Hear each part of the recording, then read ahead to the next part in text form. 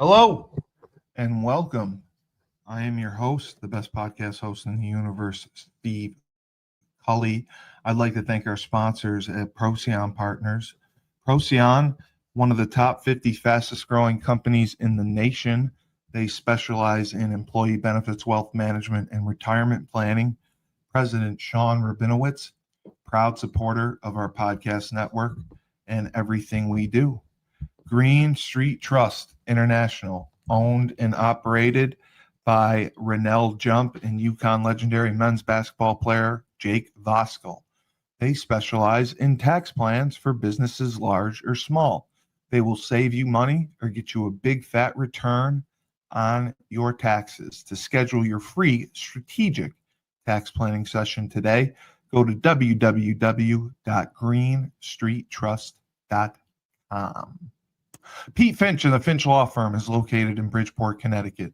If you've suffered any type of personal injury, slip and fall, car accident, your mother-in-law ran you over with her car, your wife got angry one night and decided to stab you, the Finch Firm is for you. Pete has won legal battles all across the state of Connecticut. He will go to war to get every dollar you deserve in compensation.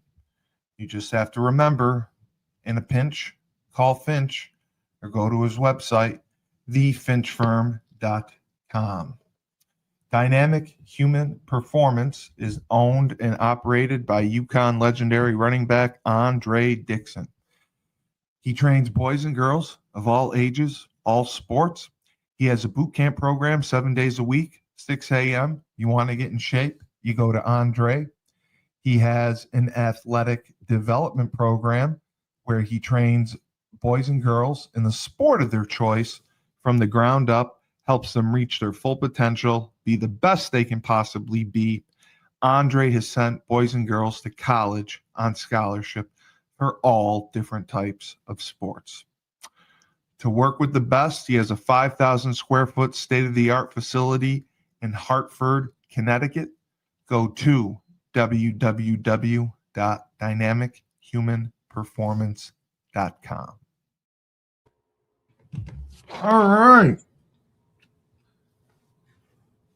A very special edition of Husky Talk. We actually get a current player, tight end, Lewis Hansen. Louis, great to see you. Yeah, thanks for having me on. So, not too much has happened in the last couple of weeks, right? It's been kind of quiet up there in stores, right? Oh. Yeah, not quite. You go home for Thanksgiving.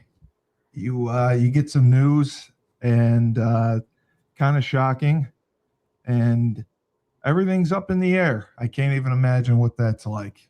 And a week later, you got a new coach. Everything else is going on. You got an interim coach. You got a new coach, and coach is leaving. Coach is coming. I can't even imagine how that is.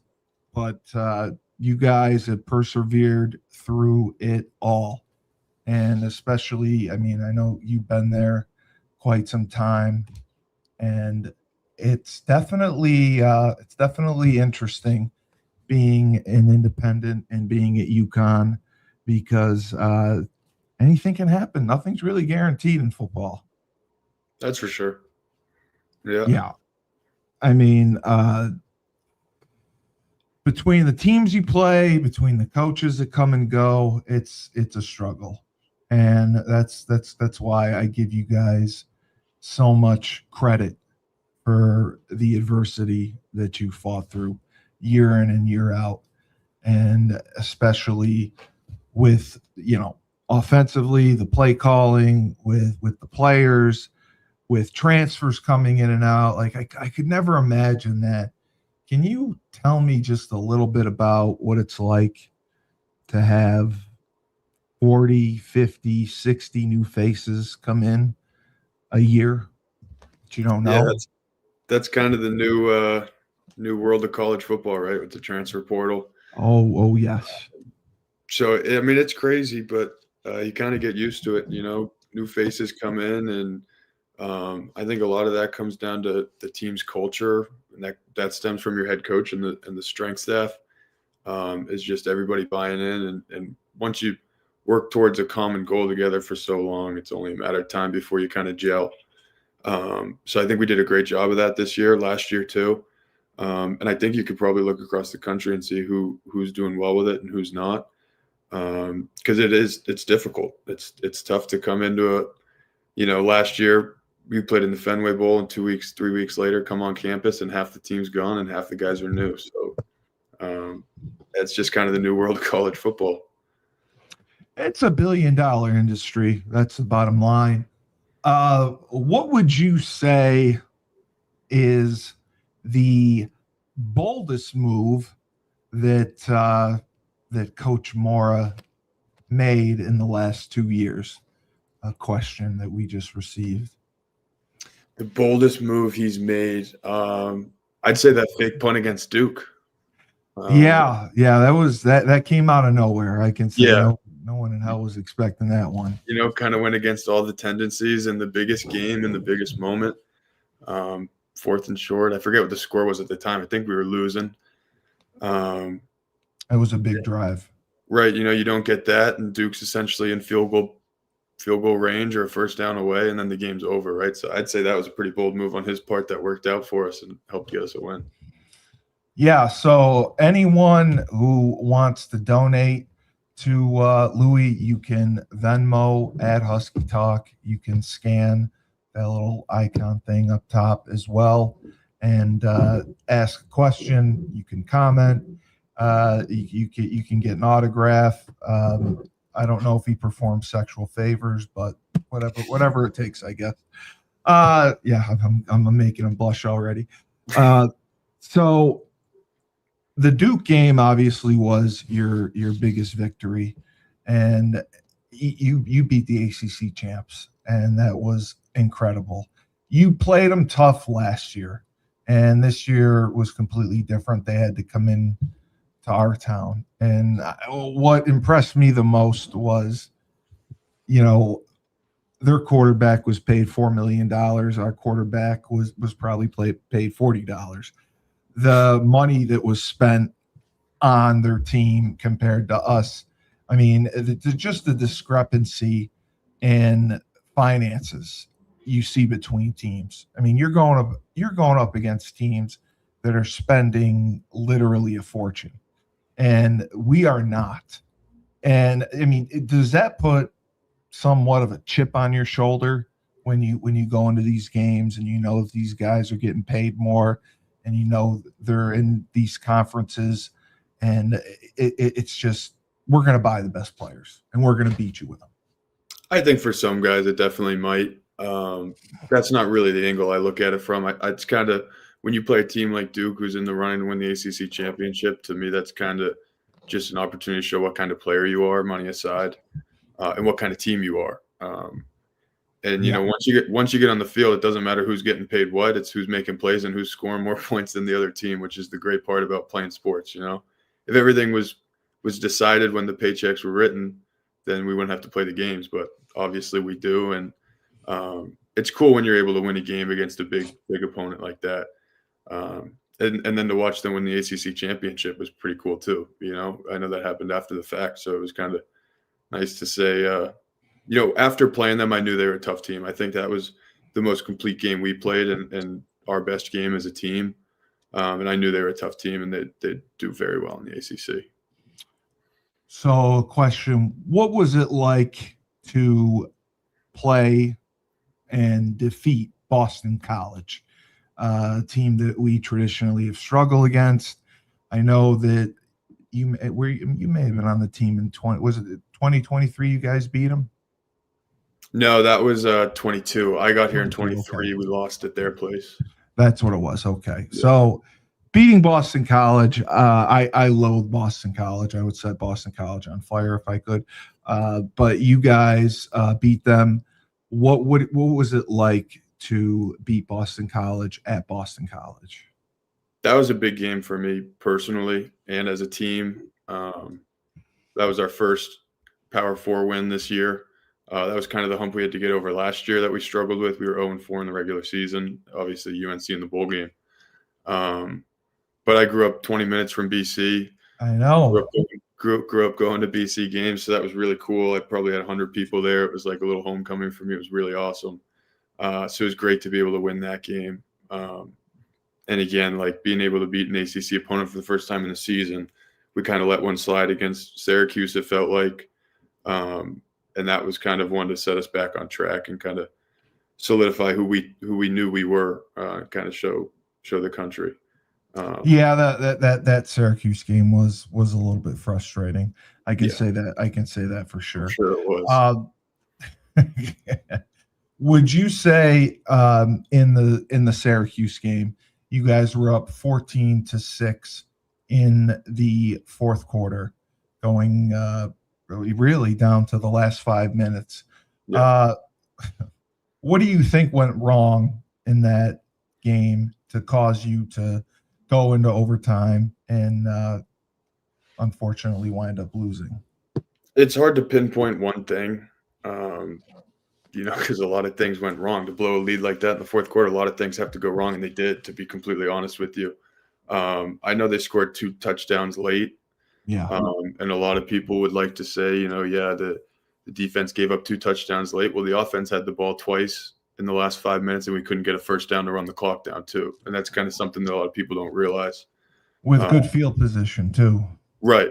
And didn't get any points, didn't get any first downs. So, I don't know, pinpoint why that happened is pretty difficult. But it definitely was just a team letdown, really. So that was a really emotional locker room after the game, and part of the response from that, being able to get the season back on track and have the success we did, is kind of a testament to the guys we had in that locker room, because that really could have derailed our season the way that went down. Yeah, it absolutely could have. And all right, so what was it like to lose 3 games in overtime? I mean, that's I mean, I looked into it, and I don't think since overtime's been enacted, there's been a team that has lost every game that they've lost in overtime. Yeah. So, I wonder if the teams even lost 3 in overtime in a season. That's what I'm saying. Yeah, I don't think there's a team that's lost 3 in overtime in a season. But what was that experience like to lose all 3 games in overtime and kind of know how close you were to being undefeated? Frustrating, very frustrating. Yeah. Each individual one was frustrating in their own right, and then also as a collective to look back and be like, wow, we lost 3 games. We had leads in the fourth quarter and all three went to overtime. We couldn't get it done. And then coulda, woulda, shoulda, but you think about, like, well, what if those went the other way? What if we were 3-0 in overtime, Yeah. And that's just something you got to live with. That's part of the game. We didn't get it done when it mattered in those specific games, but that's really tough to kind of live with and deal with throughout a season, is like just how close we were to it was a great season, but to doing something phenomenal, really unheard of. So you guys were put in really one of the most difficult situations when coach left after the season. Who would you say stepped up, from a player perspective, player-wise, is kind of a leader, an emotional leader to rally the troops, to get them to kind of stay the course, finish what you started? I know you obviously took a tremendous leadership role, and it made a huge difference. But if besides yourself, is there anyone that you could pinpoint as to maybe stepping up and, saying, hey, let's keep this going. Let's try to keep the ship going in the right direction? Yeah. When things like that happen, a lot of times there's player-led meetings and team meetings. First to kind of talk through everything that's going on and sort through it, and then next to figure out where you're going. Wes Ho is a big vocal leader for us. Kind of exemplifies the toughness that we play with. So, when you play tough, guys kind of listen to you. If you don't talk a lot and you play tough, they listen when you speak. Guys like Wes, Cam, the way he runs the ball, everyone's always going to listen to him. Defensively, Damon is a big one. I know a lot of guys on the team and on that side of the ball in particular look to him for direction in situations like that. Those are kind of guys that have helped steer the ship in the right direction going forward. Yeah. And it's good to know that there were that many guys that stepped up and wanted to keep things going in the right direction. That is really good to hear. You guys had quite a few different personnel groupings. You had different tight ends. I mean, there was you, there was Alex, there was Juice out there. There was Cam, Mel played for a little while, and then, they had Oliver, they had Victor, some of the other guys, the receivers.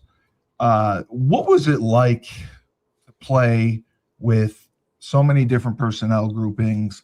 Because it seemed like there was a lot, and you got to know where you're going, and you got to know which grouping you're in. You got to know when you need to be out there, when you don't need to be out there, and especially for you being on special teams.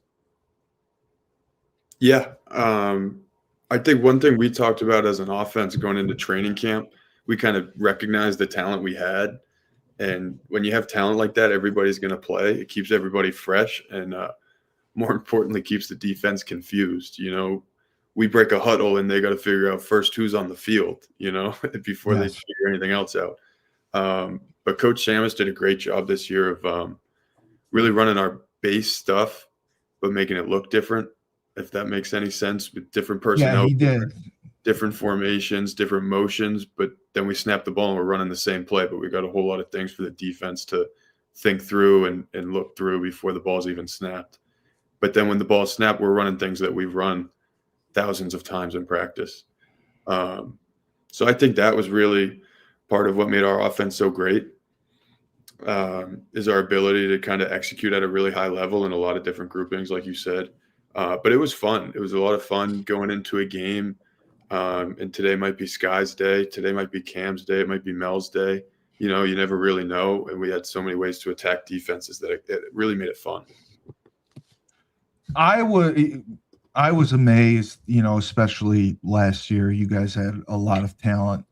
And, one of the questions would be, why do you think that guys probably who could have gone into the portal and gone somewhere else, gone to a bigger program, stuck around and, wanted to be part of this team, wanted to be part of the 2025 team when the grass could have been greener somewhere else? They chose to stay at UConn. They were loyal to the Huskies.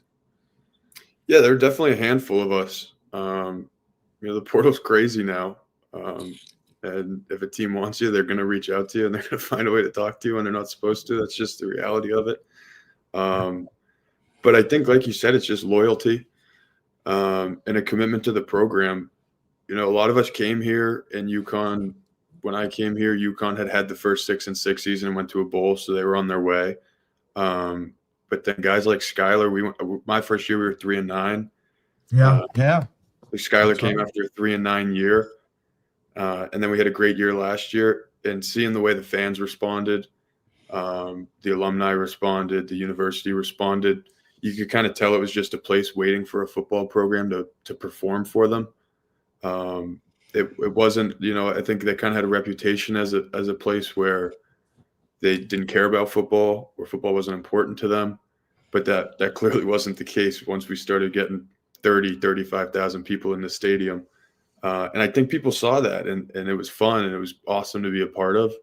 And it mattered. It mattered in a college football world where really what matters to a lot of people is money. And I think you got a couple guys to stay because they cared about something bigger than themselves, which was really cool and part of what made this team special, in my opinion. Yeah, no, I totally agree with you. And it's very, very challenging in this world to get guys to stay. And it's, like I said, different when you're bringing in 40 to 50 new guys every year and trying to get adjusted and trying to get acclimated. Did you feel that you guys had trouble either last year or since you had been there?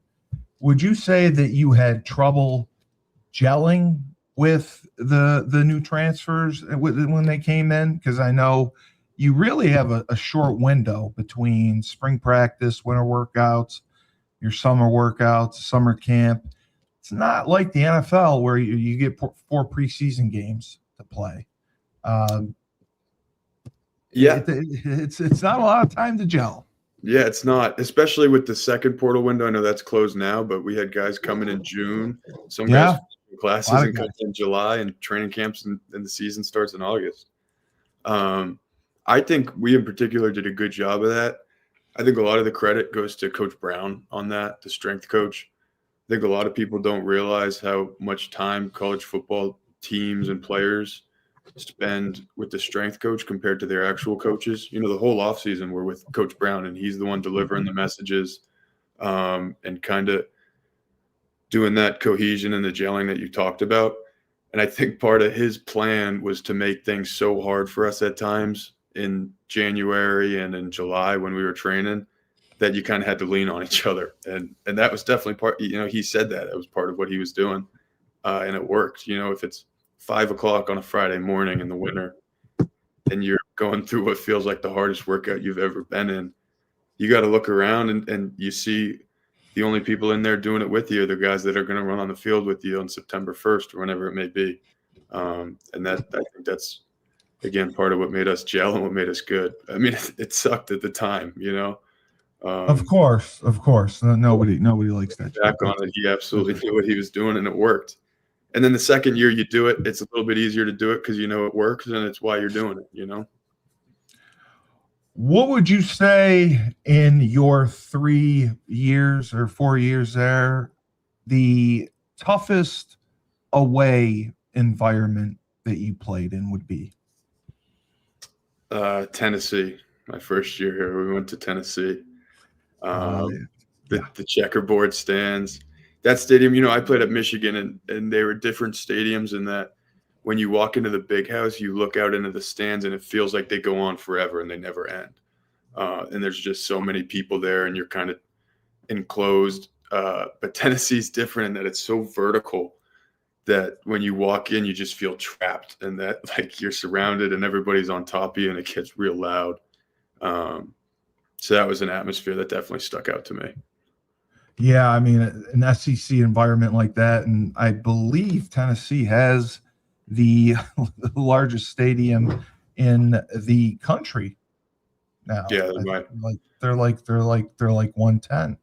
The other one was JMU. We played JMU. I think they were undefeated at the time in 23. And that was kind of one of the group of 5 schools that I went to, and was like, wow, you know. Yeah, they're pretty passionate down there. Yeah, I mean, they're in the playoff now, so it's working for them. And they are in the playoffs now, and it's working for them. Okay, so if we had gone undefeated, do you think we would have made the playoffs?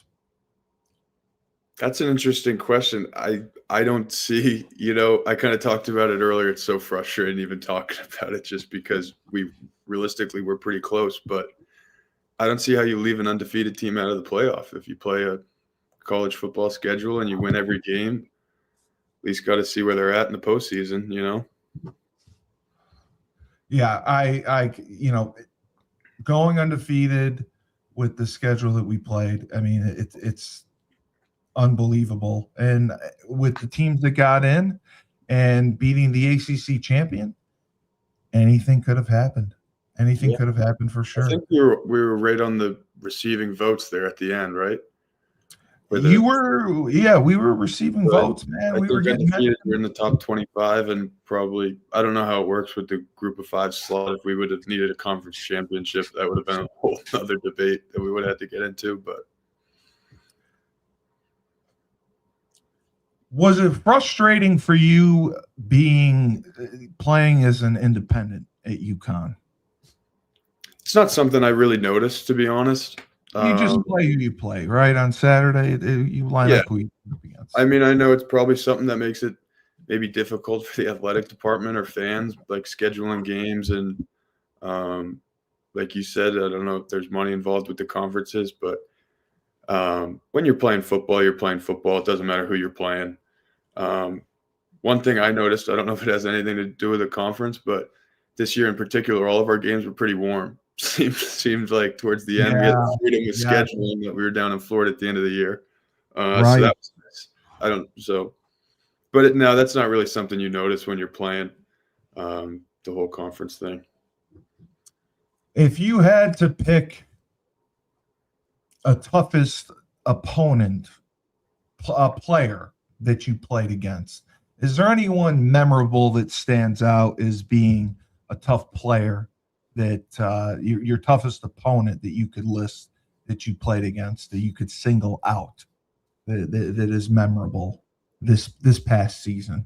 Yeah, that's a good question. I think that Duke defense had a couple of dudes that stood out to me. Not that he's a guy I necessarily went up against a lot, but I know their corner. Their corner was projected to go in the first round, I think. And that was kind of a conversation all week with the scheme. And then at the end of the day, coaches kept saying to Skyler, you got to go win. And he did at a high clip too, which was great. And then they had two guys up front, 97 and 7, that were just kind of dudes, Yeah, they were big, good, powerful guys that could get off the ball and played physical. They were very good up front. Yeah. And again, I mean, to beat Duke, to beat BC, that was huge. And you're going against Buffalo, you're going against Ball State. Did you find it difficult to get up for games like that, for Buffalo, for Ball State, for FIU, for teams like that who are not of the same caliber? Did you see yourself getting up more for the Power 4 schools? No, I definitely wouldn't say we had trouble getting up for those games. They're also important in college football. You're only guaranteed 12 opportunities.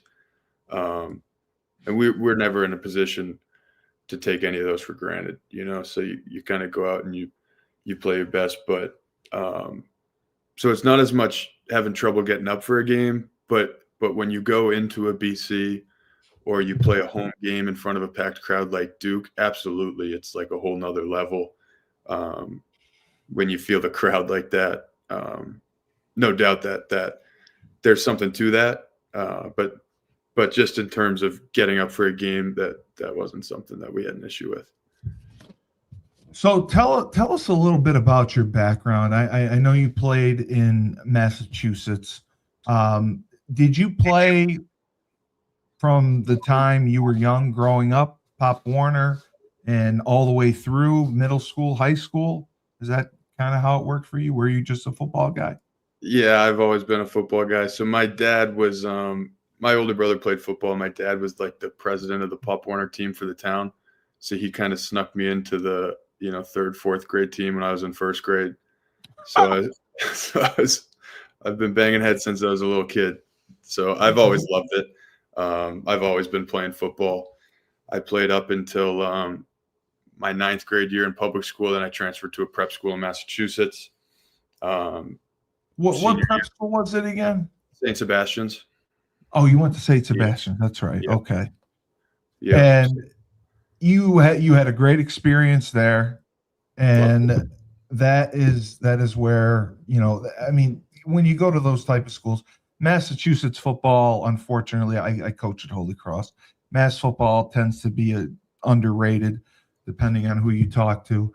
And academically, you took care of business.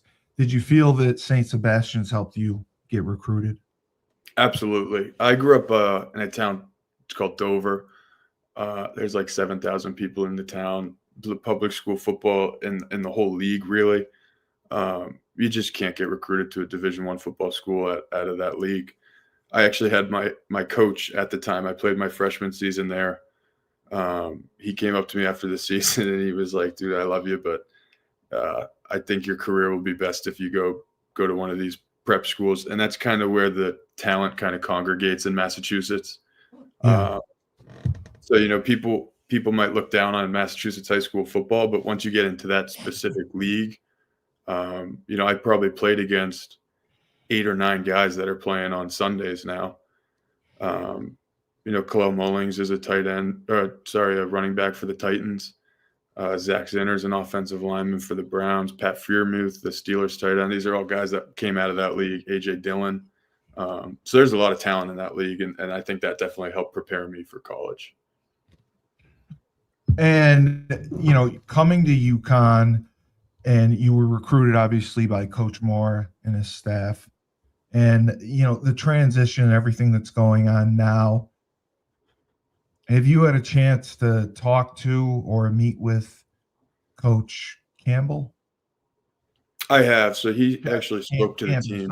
Candle, yeah. Yeah. I introduced myself. He talked to the team, and I kind of gave him a quick hello. I just introduced myself and wished him luck. But as a guy that won't be here next year, I don't know if he was necessarily there to meet guys like me. So it was brief, but I did meet him. He seems like a great guy. He's all business. You could tell he's a football dude. Wants things to operate a certain way, wants meetings to go a certain way. And those are typically the teams that display a disciplined football team too. So I think he's going to do a great job here.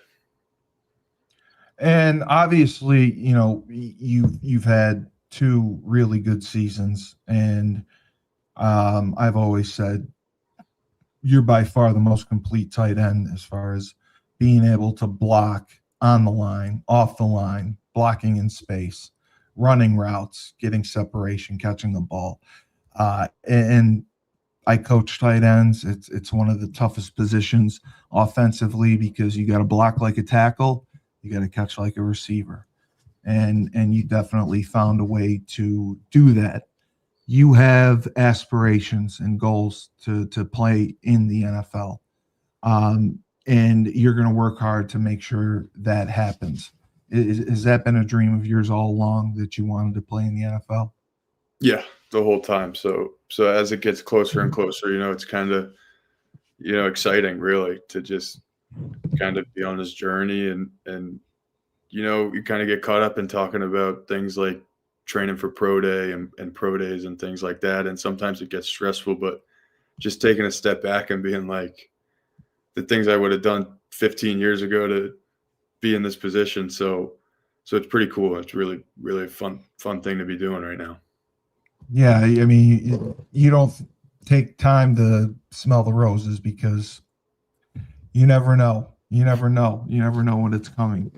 And going in, we're playing in the Fenway Bowl. We had a good crowd last year. We're playing a team, Army. It's a difficult opponent, just kind of like Air Force is. What do you think offensively, the philosophy will be against Army?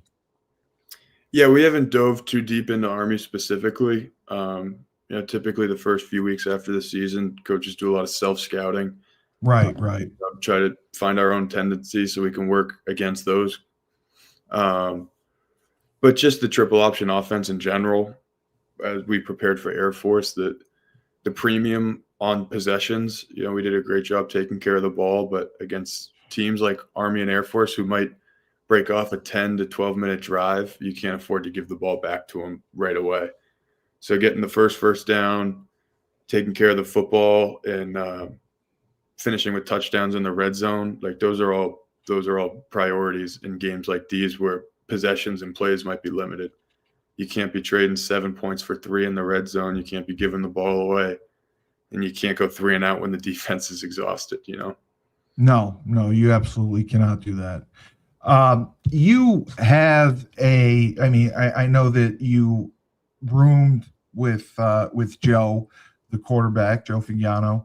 he really stepped up, especially last year, going through everything that he went through, the adversity, comes in, delivers, and then this year, man, he was just on fire. He had a magical year. But talk a little bit about the relationship that you guys have, because you guys are definitely close, and you've been through it all together. Yeah, Joe's one of my best friends on the team. We came in 2023 in the winter at the same time. We roomed together. We roomed together since we've been here up until the season. But it's been great getting to know him and playing with him. And it's really, really cool to see a guy that works as hard as Joe on and off the field kind of see that come to fruition with this season. I think a lot of people will say things like, oh, we didn't see that coming, an underdog story. But if you get to know Joe and, he walks into the room at 9:00 on Tuesday night, oh, Joe, where were you? I was watching film, like things like that. Seeing those things all lead up to a season like this was really cool. So it was awesome. I was so happy for all this to go down the way it did for Joe. But no one's more deserving. What would you say about your position coach? What was your relationship like with your position coach, and who was he? Coach Peterson. We had a great relationship. He's a great coach. Kind of a film junkie.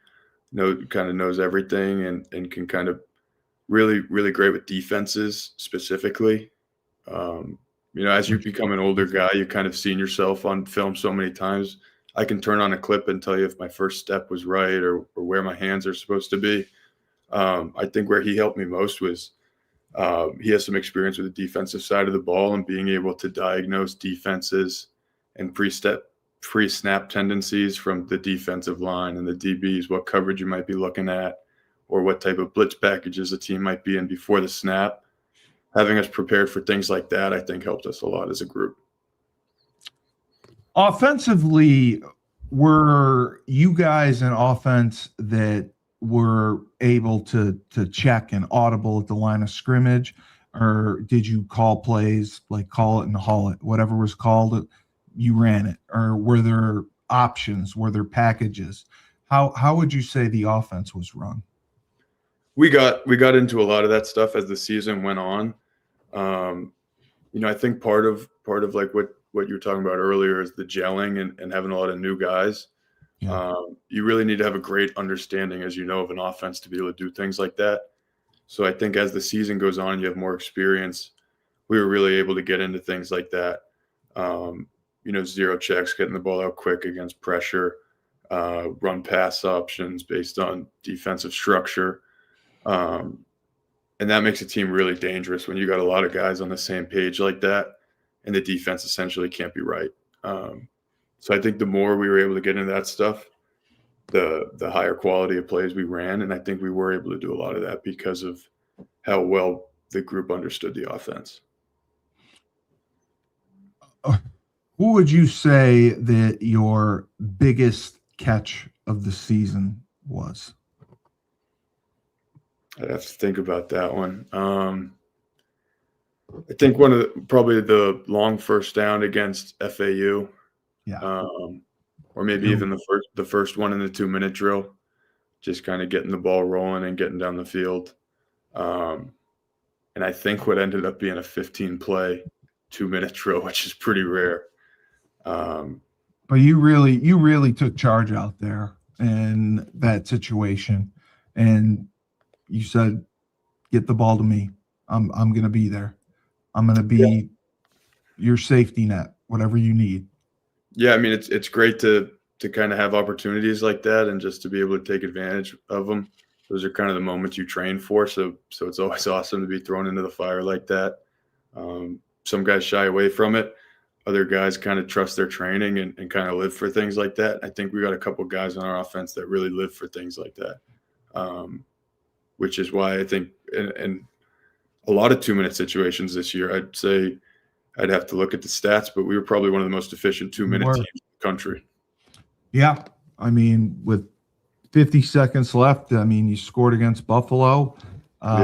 You scored, I believe, against BC at the Syracuse. end of the half. I mean, Yeah. it's Syracuse. Yeah, it was unbelievable how you were able to execute and how efficient you were in those tight situations. And that's why I mean I always say Joe had ice water running through his veins because man, he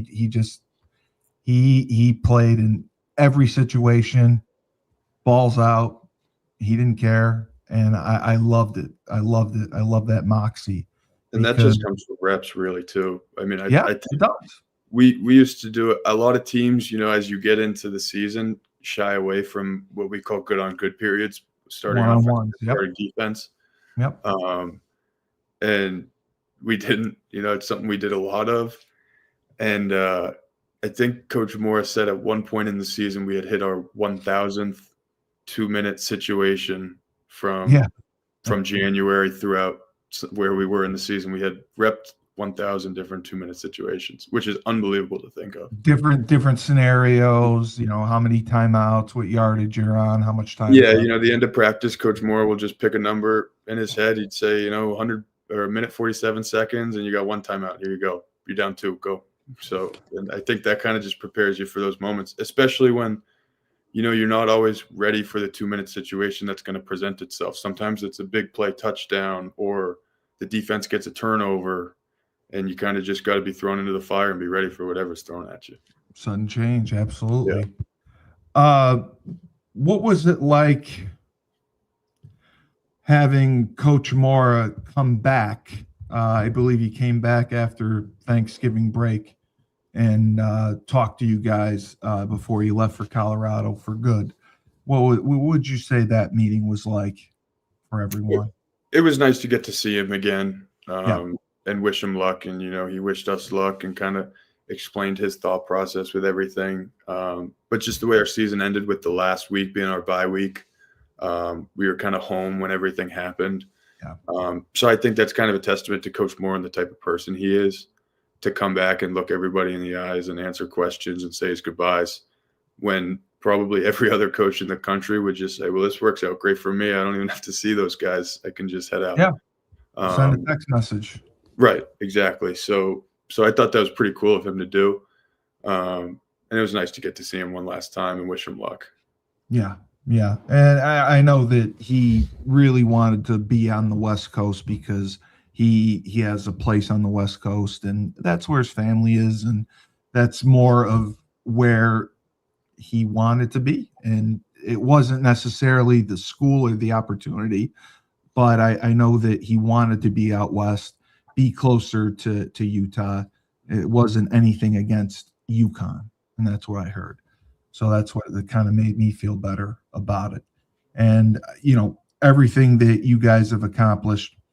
Uh, what would it mean to you if you were able to go to Fenway and get a 10th win? And you would be the school record holder for FBS wins in a season. Yeah. Yeah. That would be special just to be able to cement ourselves and our legacy, as the greatest team that's ever played here, which would be a really special opportunity and not something that you're able to go out and do very often. So anytime you're able to break a record like that, it's a really special moment and something that we're certainly working towards right now. Yeah. And believe me, it's not happened often. And it would be the same thing with 2 seasons with 9 wins. I mean, that's the first time in school history that happened. Yeah. Was that something you guys were thinking about as you were playing, or you were just taking one game at a time? You got to just take it one game at a time, and then those things kind of build. In our exit meeting or end of season meeting before we went home, Coach Samus actually pulled up some of what we did. And it's not something you ever talk about or you ever think about while you're doing it. You just kind of take it one game, one play at a time and just try to take advantage of every rep. But things like we didn't even realize, right now I think we're 40 yards and like 10 points away from school records for a single season. Yep. Obviously, like you said, a win would be a record. So there's a lot to play for. And just the opportunity to go out and play one more time with this group of guys is enough for me. But we got a lot more on the line, which is pretty cool. Yeah, it is. It is. And, like I said, playing in a bowl game with your brothers, especially when I was there, it's something all of our alumni, we dreamed about. We dreamed about this opportunity to be able to watch the guys ahead of us come and play in bowl games and have success and show that what we went through wasn't for nothing. Right. And you guys really came in and resurrected the program. And that wasn't easy. And that was after 10 years of turmoil, 10 years of down time, 10 years of losing. And that's hard to shake off. Once you get that reputation, it's really hard to shake off. What do you think the biggest factor was in you guys being able to change the narrative of UConn football and become winners again? Yeah, I think the only way to do it is consistency, really. Winning 9 games twice in a row. Doing it once could be a fluke if you don't follow it up. Just like winning one big game could be a fluke if you don't win the next week. So I think winning the 8 games in the regular season last year, we weren't able to beat any of the Power 4 conference opponents in the regular season. And that was kind of like a stigma we had on that team that we were able to break in the bowl game, which I think was really important for that group. Yeah. And then to follow it up this year, I think we had 2 more Power 4 wins and another 9-win. Correct.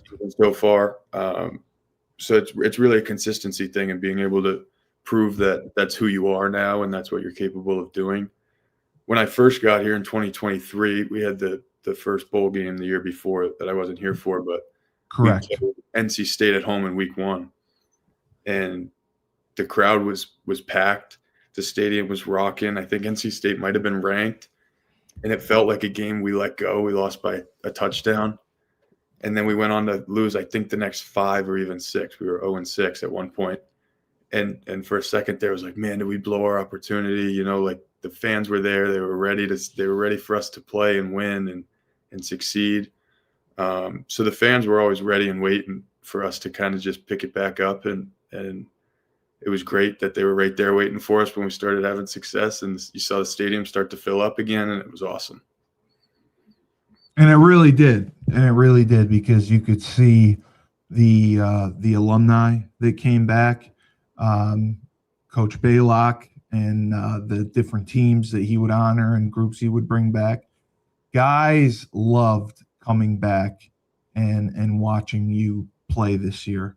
And offensively, you're talking about a team. You average over 30 points a game, 400 yards a game. Those aren't numbers that you come by easy. And like I said, you do the dirty work. You're a tremendous blocker. And you're blocking on the line of scrimmage. You're blocking from the backfield. Being a tight end, you really have to do it all. What would you say is the toughest for you as far as blocking goes? Is it blocking someone on the line? Is it blocking someone in space? Is it blocking someone when you're kind of off the ball as a wing? What would you say about that? The toughest thing I would say for probably every tight end is 1 or 2 things. It's kind of putting your hand in the ground, and there's a big, mean 300-pound defensive lineman in front of you, and it's a one-on-one situation. And, that might sound scary, but the inverse of that is being out in space with one of the best athletes on the planet at the end of the day when you're playing high-level football. And Coach Samus puts it very well, actually. I had never heard this before, but the toughest part about blocking, and it's the only sport or position in the world where you're executing your job and you have no idea what the ball is. You don't? No. Yeah. So when you're out in space with a corner or a safety and they know where they're going and you're just kind of trusting your landmarks and your running backs angles and things like that, that can be tricky, or putting your hand in the dirt. But, you kind of just have to embrace it all. And just kind of like appreciate the challenge and just like love getting after it, because you can't play tight end if you don't like to block. So learning to love of it was a huge part of my development. Yeah, I used to just say I'd get in the way of people. I was good at getting in the way. I'd get in the way for 2.5 seconds, then I would tell Orlovsky, "Dan, you got to throw the ball, man. That's all you got, buddy." Yeah. But yeah, no, I totally agree with you on that, and that's why I say you got to block like a tackle, and you're expected to catch the ball just like a receiver is. As you go into this next, I mean, it's coming. I mean, the next couple weeks as you prepare for the Fenway Wasabi Bowl at against Army. What would you say your personal goals would be going in, besides winning, of course, obviously? Yeah. What would you like to see for yourself? I was going to say just to win the game. Yeah. But that's always really the goal. To think of any personal goal would be tricky. You always want to play well and you want to execute at a high level and catch the ball and score touchdowns and block guys into the dirt. But at the end of the day, we win the game and I'm happy. That's all it really comes down to. It's getting that 10th win. Yeah, and being a 2-time bowl winner. I mean, that would be huge. Yep. That would be just an amazing accomplishment. And I was thinking about it. I don't know that has been done here probably since 2008, 2009. So that's huge as it is. As you're looking at it, I mean, talk about Skylar Bell. What would you say about him? I mean, he had 100 and something catches on the year. He's a Bolitnikov finalist, and he was a 2-time transfer, I believe, maybe a 3-time transfer. And he comes to UConn and he flourishes. And I think Gordon did a great job moving him around, so teams really couldn't get a beat on where he was lined up, running different route combinations. And he just had such a good presence and awareness of where he was on the field to sit down and catch the ball. But talk about Skylar a little bit and the type of player he is, and your relationship with him. Yeah, he's a guy similar to Joe, where it's just kind of like great to see all the work that they put in come to life. He worked probably as hard as anybody I've ever been around. The way we broke up our workouts in the summer was the skill guys, big skill, and then the linemen. So I would always come in after he had worked out, and we would be halfway done with our workout. We'd go run on the field and come back in, and he'd still be on the jugs catching balls. And then you'd kind of see the development, halfway through the summer, you'd come in and he'd be standing on a yoga ball, catching the ball with one hand. Like he never stopped. He never stopped. And once he felt like he had something down pat, then he would just make something up for himself to get better at, Yeah. And when you have guys like Sky and Joe doing those things and then have seasons like that, I think it really does a great job to show the young guys, what it's supposed to look like. And then if you work to a certain level, what it ends up looking like. But just in terms of Skylar, having him on the offense, it just felt like we were never out of it, really. And in terms of games or even situations, it's like 3rd and 25. It's like, all right, we'll throw the ball up to Sky, 1st and 10. Let's just put the ball down. He's going to make a play. Like I think of that Syracuse 2-minute drill. I think it was like 4th and 15. He had some one-handed where he made the catch. Yep. The Duke game-winning touchdown. Like he was just a guy you could rely on. The radio asked me about him in 50-50 balls at some point during the season, and I the only way I could think to say it was it's not a 50-50 ball when it's going to him. No. Which is great to have on your team when in doubt, you got a guy you can go to that you can trust to make a play is a huge advantage. And there's probably only maybe 5 or 6 guys in the country like that you can trust in situations. And the other guy who really stepped up, Cam Edwards. Cam had to really shoulder the load when Mel went down. And he did a phenomenal job as well. What would you say about Cam as a runner and having him on the team? He just seemed like a ball of energy, someone who would get guys going. He would. I mean, I said he would go into beast mode. He reminded me of Marshawn Lynch when he ran. Like he would just run through everyone sometimes. But he is not the biggest guy in the world. He's taking 20 to 25 carries sometimes a game. He ends up with over 1,100 yards rushing, 12, 13 touchdowns. That doesn't happen this day and age as much because of, running back by committee. But Mel goes down, he steps in, doesn't miss a beat. What were your thoughts on Cam and the season he had? Yeah, you kind of hit it on the head in terms of just the way he runs and the energy that gives, himself, but also the guys around him. When you got a guy like that, a leader of the team, running that hard and finishing runs, running through guys at the end of the run, not running out of bounds, kind of fighting for every yard, it kind of just sets the tone for the whole offense and the whole team. Really, is that's what we're about. Fighting to the end, playing through the whistle, tough, hard-nosed football, and I think he was just kind of the guy that showed that the most. And it was really awesome to have him in the backfield. And again, like a guy you can trust. He's going to take care of the football. He's going to run hard, and he's going to fall forward, and that's all you can really ask it back. Yeah, though, I mean, the one thing about this team that I was impressed with is I just thought talent-wise we had so much depth across the board. They had talent at every position, whether it was up front, whether it was in the backfield, whether it was receivers. You guys as a tight end group with you and Alex. I mean, I don't remember a UConn team being as deep as you guys were, especially offensively. That had to have been tricky, again, to put that together, to have you guys gel, to have guys kind of know their role and their responsibility. They're coming in and they may not be the number one target on a play. They may not be the number one runner on a play. But everyone seemed to accept their role, embrace it, and really play as a team. Would you say that that's accurate? Would you say that? I'd say that that's definitely accurate, and that more importantly, like that's rare in today's college football. To have guys come in and kind of look around and say, like, all right, we got a lot of talent out here.